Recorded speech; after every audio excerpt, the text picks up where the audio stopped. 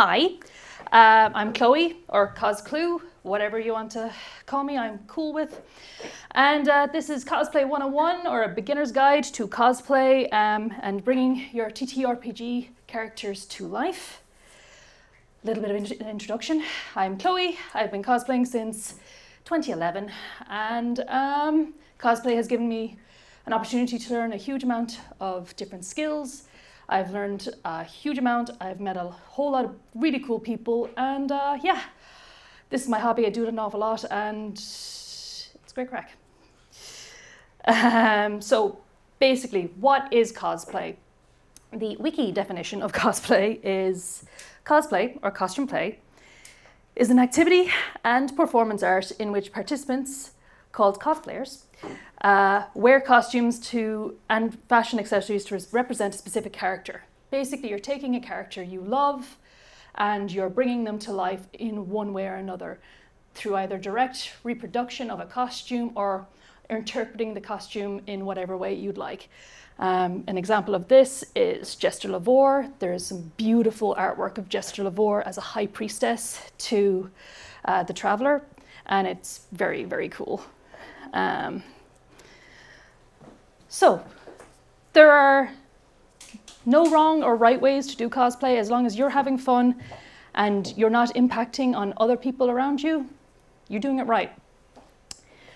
I've kind of broken it down into different ways to approach cosplay. So your closet cosplay, it's a fantastic way to start cosplay out. It's basically taking something in your wardrobe out and using that to cosplay a character. My first cosplay was Misa Amane from Death Note. I basically grabbed a black dress out of my wardrobe, put a pair of heels on, did my hair in pigtails, and I was like, yes, I am Misa Amane, this is great. So it's fantastic for first timers. It's a great way to get into the hobby and to see if it's a hobby you'd like to continue with. And yeah, it gives you an opportunity to feel it out and see how you get on. Handmade cosplay, basically what it says in the tin. Making cosplay yourself, it opens you up to the opportunity to learn a whole range of amazing skill sets. You can start off with simple projects. Example, you're modifying some pre-existing clothing and making the cape to go on top. It can have a relatively steep learning curve, but it is so rewarding at the end. Then we move on to our purchasing commercial-made cosplays. This is a fantastic route if you want to start into cosplay, are a little anxious about the idea of making cosplays yourself, and want to approach characters that are currently popular in various media. So like your superheroes, your Genshin Impact costumes, your what's big at the moment? Idol cosplays? Big at the moment? Yep. It's great, and it has a very broad spread of price points. Just look at your reviews, look at your sizing. And one thing with commercial made cosplays is you should always try and not overbuy. Buy a costume you plan to wear, but don't overdo it, because then you're falling into the apologies, my coffee hasn't quite kicked in. You don't want to overdo it. Cosplay, you don't want to overdo it. You don't want to be in a situation where you're going to wear the costume once and then it goes thrown in the corner. Wear your costumes, wear them multiple times. Don't be afraid to wear a costume over and over and over again. If you love that character, go for it. Another way to approach cosplay is commissioned cosplays. Now this is working one-to-one with a skilled crafter or costumer to get exactly what you want. It can be quite expensive, but it's generally a very well-made costume at the end of the day. Now we're through the nitty-gritty stuff. How to approach cosplaying your TTRPG character. So this is one of my D&D characters. This is Ali, she's an Air Ganassi barbarian. I got this fabulous artwork done by Katie Nice Things on Etsy. I'm going to use her as our base example of how to approach cosplaying your tabletop roleplay gaming character. So things you want to consider about the character and about what they would be wearing, what would they have on them at the time, is their home environment, what they do in their day-to-day, what they always have on them in their kit, what weapons do they use, what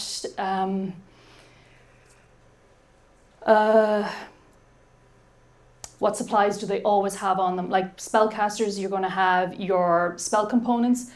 Spellcasters will have different ways of storing their spell components. They could have a big coat with lots of pockets. They could have a belt with varying pockets on that, or they could just have a spell components pouch. Feel it out. Depends on how you want your character to be perceived or what you think they would do. So for Ali here, she is from a cold environment. Yeah, I know she doesn't have sleeves, but she's from a cold environment. She's built for the cold. She has her greatsword, she has her kit on her, she always has a wineskin on her, and she has various bits and pieces that she will always have on her kit. If I was to approach making Ali's costume here, the fitted vest top, I would go into a full bodysuit just so things will sit nicely. Then I could buy a pair of pre-existing trousers, or I could buy them secondhand, or Depop is another one. I'll get into where to source your stuff in a couple more slides, but just, yeah. Don't be afraid to repurpose things into different things. Just because a shirt is a shirt doesn't mean it has to be a shirt if you want to wear it for costume. You can break it down into its component pieces and turn it into something else. I had a costume where I took 2 shirts and I turned it into a shirt and skirt combo for my sister for a costume, and it worked out really well. So the costume breakdown. So once you've decided what you're going to cosplay, who you're going to cosplay, then you want to get into your research, referencing, and breakdown. So if you're working on your own character, you're going to have a good idea of what they do, who they are, what they do from day to day. This is a breakdown I've drawn up for a character from Danganronpa 2, just because she was one of the easiest ones I had to hand at the time. So this, you don't need to approach doing things on a computer. I just happened to have a tablet and it was handy. I also do an awful lot of things in pen and paper because it's just easy. I looked at the costume. I have a bunch of different references in front of me, and I was like, okay, it's very obvious to me that this is a shirt, skirt, and a hoodie. What materials do I want to make each thing in? Do I want to make these things, or do I want to resource them from other?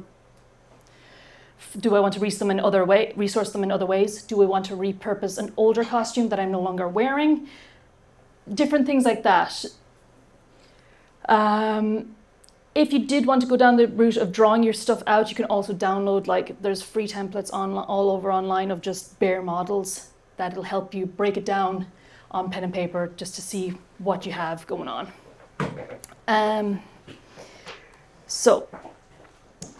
Charity shops and Depop have been fantastic for me for buying bits and pieces for costumes. Depop is great. Again, it's another one of those things that be careful, look at the reviews, make sure that they're a legit seller, and etc. What's Depop?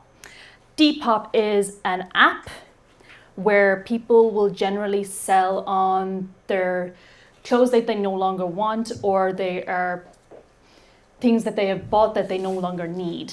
It's a great app. I really like it. I have bought platform shoes and different bits and pieces for costumes from Depop. So I have various bits and pieces on the table here. Don't be afraid to come up afterwards, or you can chase me down later to have a look at them in detail. So for humanoid characters, so with various different tabletop RPG games, there's varying races, different entities you can or may want to cosplay. Lots of them have different shaped ears or horns or tails. You can do these in all various different ways. When it comes to, so I have a set of, so this is what I use when it comes to doing ear details. They're a pair of latex elf ears. I know latex doesn't work for everybody. I know you can get them in silicone as well. There's other means of making ears as well, though. You can approach it with foam. There's a lot of sellers that do like a plastic shape ear that you can pop over the ear and looks like, or like ear cuffs as well. They're great. Whatever works for you, you do you. Again, there's no wrong way to do cosplay. So for horns, this is an area I'm just kind of getting into. So, well, I have Jester's horns here. These are made from upholstery foam covered in latex. I have a little bit of a breakdown further on of how I did these. Basically, it was upholstery foam that I cut into shape and then painted on with various layers of latex. They're squishy, moldable, and they have a wire in the middle so I can shape them as well. I really like these horns. They're very lightweight and they hold onto the wig really well. These horns here, the big antlers, I actually have them here. These were made with wire and foam clay. I have a supplier for foam clay a little later on, but very lightweight, very, there's a bit of bend in them as well, so they're not going to immediately snap or break or crack. The only thing that might cause these to snap or break or crack is the acrylic paint I've used on them. But they're very lightweight and they go on very easy. I had the system I was using for these, it's in the box, it's fine, was a set of screws drilled into a headband. Now I'm going to be changing that out because there isn't enough grip inside the horn to do that anymore. So what I will be converting it to is a nut and bolt system. So we'll be putting a bolt into these. No, the nut will be glued into these, so then they'll just twist on to the headband. And that means as well, I'm not restricted to just using these for one costume. So I use these for Louis from Beastars, but I will also hopefully be using these for Keyleth from Critical Role. I do have a couple of other Druid characters myself I'd like to do at some point, and I'd like to use these for that. You don't also have to make your own horns. These I bought from a Halloween shop.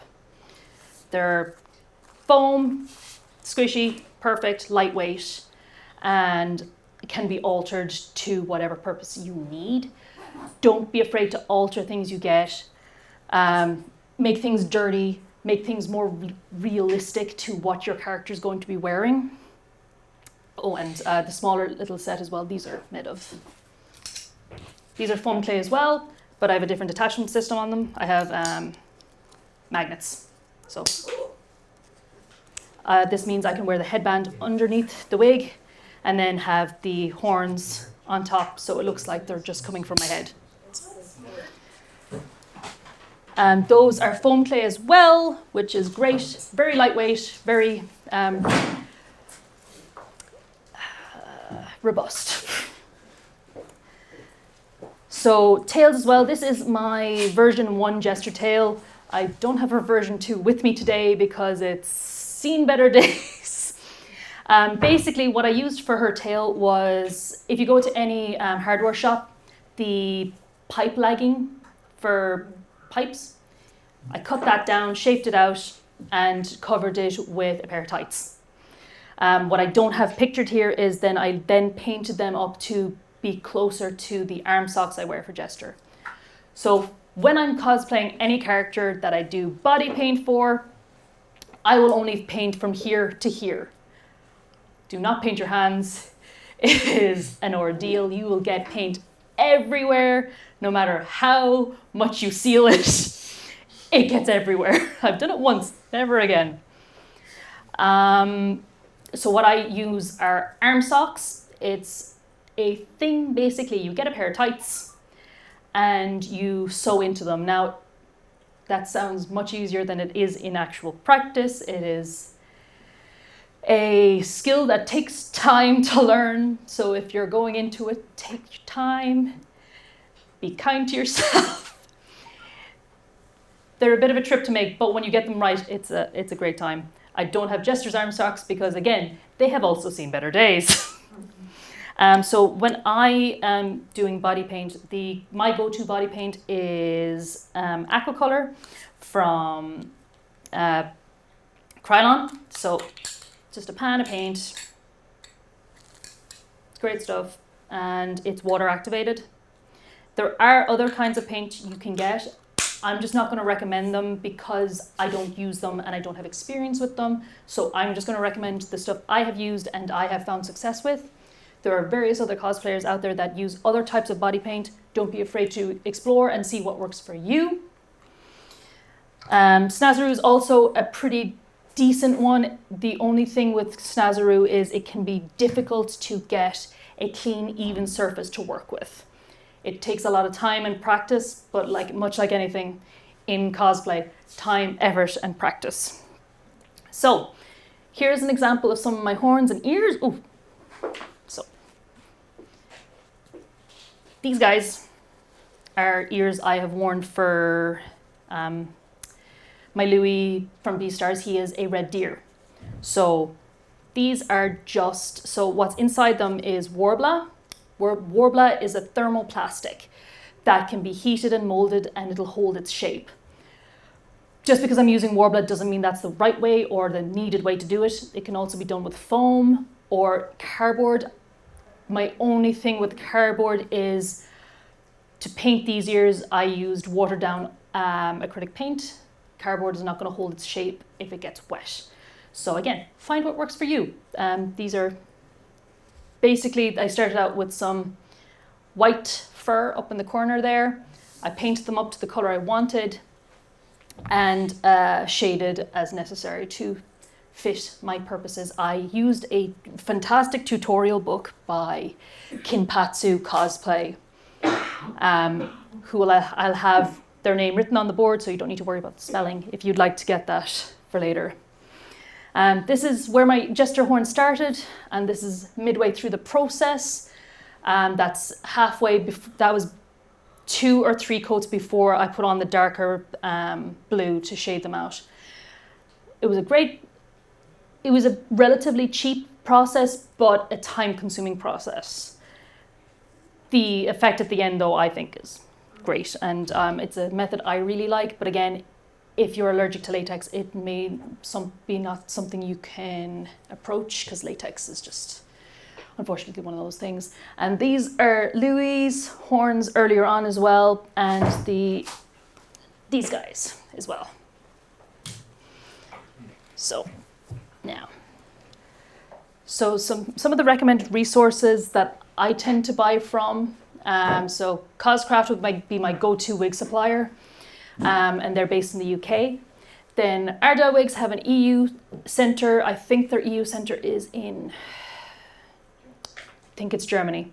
They did have an Irish depot, but I'm not sure if they still do. But somebody told me that yes, but I'm also not entirely certain.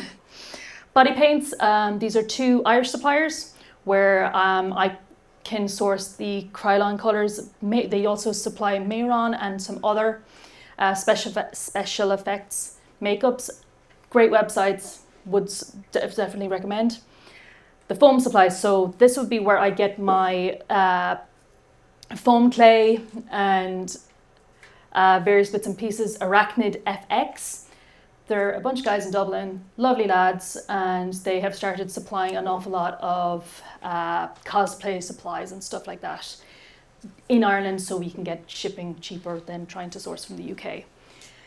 If they ever fail me, Polyprops is the next place that I go, and they have an EU website as well, so they're great stuff. Tutorial books, Kinpatsu Cosplay, she does a fantastic tail and ear tutorial book. That's where I learned how to make my ears. Fantastic cosplayer, lovely, lovely person. Lightning Cosplay, she has done an awful lot of work with, she has tutorial books on fawn legs and fawn hooves. Really cool, really detailed tutorial books. Kamui is another cosplayer who does an awful lot of foam work. She does an awful lot about armor builds and where to start your process of if you want to work with foam. She also does tutorial books on Warbler, fantastic resources. And Cowbuck Crunchies, they do a wonderful wig book and a shoe cover book. So when you're cosplaying, there's always those outlandish boots or those shoes that just don't make any sense. They do a fantastic book full of tutorials on how to make boot covers, how to approach making sure your boot covers stay up, and kind of to do things that, what's the word I'm looking for? They will do illusion, to make the illusion that it's like on your leg, but they have a pair of tights hidden underneath that the boots are sticking to, and it's very cool stuff. D&D character inspiration, Ginny D on YouTube, she does a fantastic set of different videos where she is playing out some of her characters, where you can asking your character questions, so it'll help you kind of get into the headspace of your character and who they are, what they are, and where they want to go. Really enjoy her stuff. Fantastic, fantastic YouTuber and cosplayer. So my fabrics, or where I source my fabrics from. Bed sheets. Bed sheets are great. Bed sheets are cheap, and they are a fantastic way to start out. A friend of mine who is now a professional costumer, she started out her cosplay days using bed sheets, and she said some of my proudest cosplays are made from bed sheets, and they are so impressive. Don't be afraid to use not traditional materials for cosplay, because you'd be surprised at some of the stuff you can come up with. The Fabric Counter, based in Dublin, and they also have an online shop. Fantastic fabric shop. Really love their stuff. They have a lot of shiny, vibrant, sparkly stuff, which I get distracted by every time I go into their shop. Quilt Yarn Stitch, they're tune-based and they're also online. I adore their website. It's full of some great they've got some great basics, and they have a lot of really cool, interesting fabrics as well. I bought a beautiful autumn leaf fabric from them that I'm going to use as a fashion layer for a corset for a druid character. Beautiful, beautiful stuff. Cannot recommend them enough. So some general supplies. Aldi and Lidl. The middle aisle in Aldi and Lidl are amazing. They have a lot of crafting tools and sewing stuff every so often, so keep an eye out. They do sometimes have some very bog standard, beginner-friendly sewing machines, and they are great, fantastic. Their machines may not be the best for heavy-duty stuff like leather work, but as a beginner sewing machine, they're fantastic. And check your local hardware stores before you go buying any of that kind of stuff online. You will get crucified with shipping expenses if you try to buy things from, let's say, Amazon or anyone outside of Ireland for anything like that. Hickeys is my go-to for anything. They have great supply of spray paints, contact cement, various bits and pieces that you wouldn't expect would be what you're after, but be sure to check your hardware stores before trying to get something online. Trust me. And then support local, avoid shipping fees wherever at all possible. Support local suppliers, support local websites, and yeah. So general tips, practice makes perfect. You're not going to get anything right in the first time. My first jester makeup versus my last jester makeup are two very different makeups. And don't be afraid to try new things. And the more time you're going to give yourself to prep and plan, the cheaper things are going to work out. Prep, plan, make mock-ups. Mock-ups, please make mock-ups. Be it out of cardboard, out of fabric. Try and make something out of the cheaper stuff before you dive into using more expensive materials, because at least then you are left with something you know, like, oh, I need to add at least 5 centimeters to this seam, or this is not going to fit, or oh, these horns are way too big. I can just scale them down before I make them into my actual materials. Like I say here, measure twice, cut once. That applies to so many things, not just fabric, any material. Don't dive in to your expensive fabric. First off, I have learned the hard way, so you don't have to. Don't break the bank before you know and you enjoy it. So don't go investing in all the amazing pieces of tech, pieces of kit, or various bits of equipment before you know you enjoy the hobby. I know this has been a very, very whirlwind, quick run through Cosplay 101, but thank you for attending, and any questions I'll be more than happy to answer. I'm also going to be knocking around if I can't answer now, so I can answer later. Thank you.